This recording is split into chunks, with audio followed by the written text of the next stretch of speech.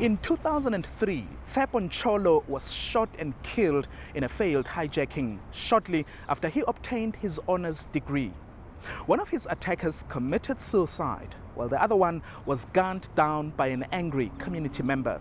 A third suspect was imprisoned for the senseless killing.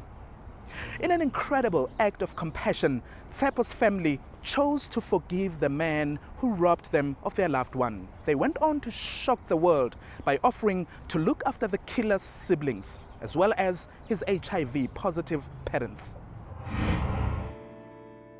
Dr. Tshepo Ncholo, a former freedom fighter and mining magnate.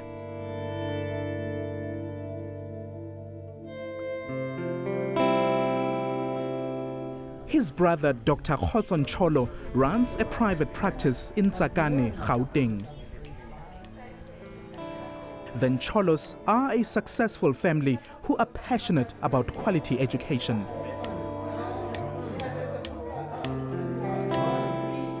It wasn't surprising that their younger brother Tshepo would follow in their footsteps. He finished his honours degree in 2003.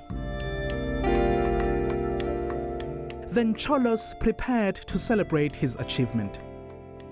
At the end of his honours, he came back home in December for the holidays. He had done exceptionally well. I had just bought a new car. And I said, look, I'm so impressed with everything you've done in life. Take my car and use it for the weekend. Tragically, it was the last time Basika would see his brother alive.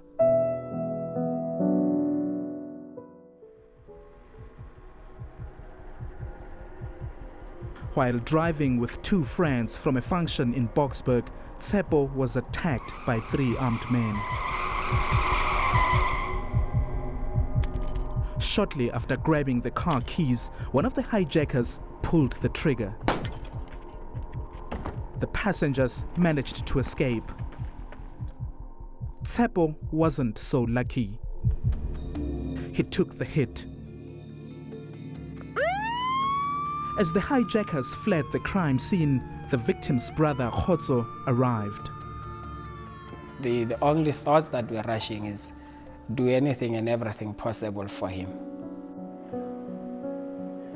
Being a qualified medical doctor, Khotso asked to perform his brother's operation. He found that a bullet ruptured the biggest vein in Tshepo's body. He had his first cardiac arrest on the table. We resuscitated and were able to get him back. And we continued with the operation trying to control the bleeding. The second cardiac arrest, I think right at the beginning of the second cardiac arrest, I just took a seat realizing that, there was not much that could be done. Khotso watched helplessly as his younger brother stopped breathing. Well, I said my prayers. I said my prayers and wished him well. And I then went downstairs because the family was already there.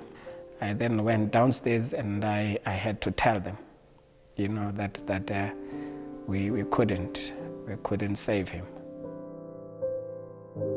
10 years of investment into a brother I had, into a friend, just evaporated overnight.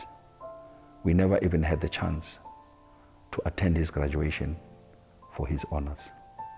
A life wasted, a life destroyed. We have been robbed of this jewel. We have been robbed of this precious gift. It later emerged one of Tshepo's attackers committed suicide when cornered by the police.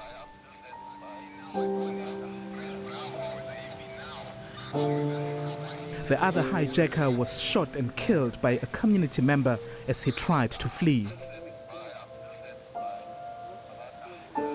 The third suspect was arrested and charged with murder and armed robbery.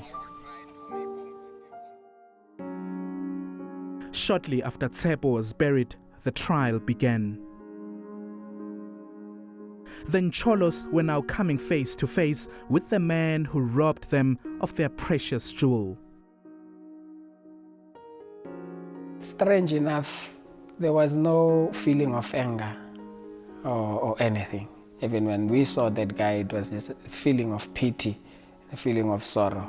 You know that such a thing should never have happened.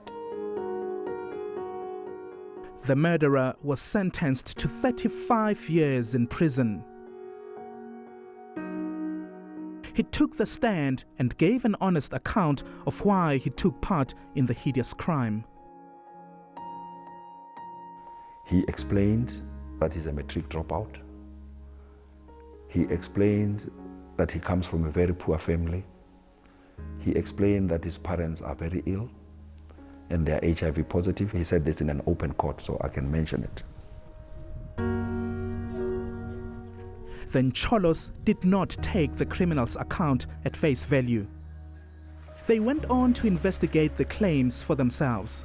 They turned out to be true. Hayi nangempela bafike ke makafika bavele bayibonela zange bakhuluma bavele bayibonela sisigulela ukuthi vele for sure lo mntwana into ayikhulumile ekhothi iqiniso. We're touched by the story. And when I was called to address the court on issues of mitigation,